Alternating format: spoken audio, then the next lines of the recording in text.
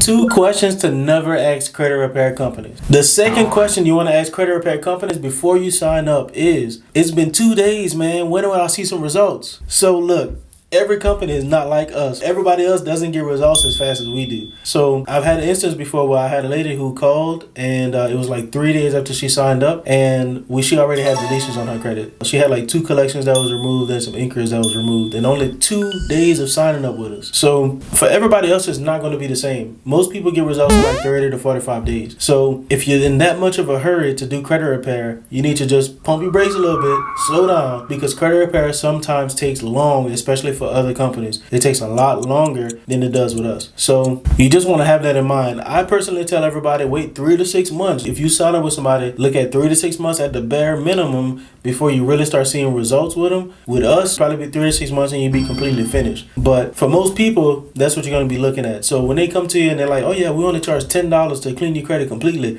in 35 days. They're probably lying to you. They just want to get you money. And if they do clean your credit in 30 something days, you might want to look over your shoulder a little bit, because a lot of people out here doing some really fraudulent stuff. There's a lot of people that create like fake police reports. They put your name on it, a fake police report with a real police officer's name, and then your name's on that paper. So you can just look this up. Somebody just went to jail for the same exact thing. Credit repair company just went to jail for the same thing. So some of these companies, they're not the best ones to deal with, but that's a question that you should never just ask. Just from my experience, because nobody really knows how long it takes. They can just give you a general understanding. And if they give you an exact date, that's a red flag to me.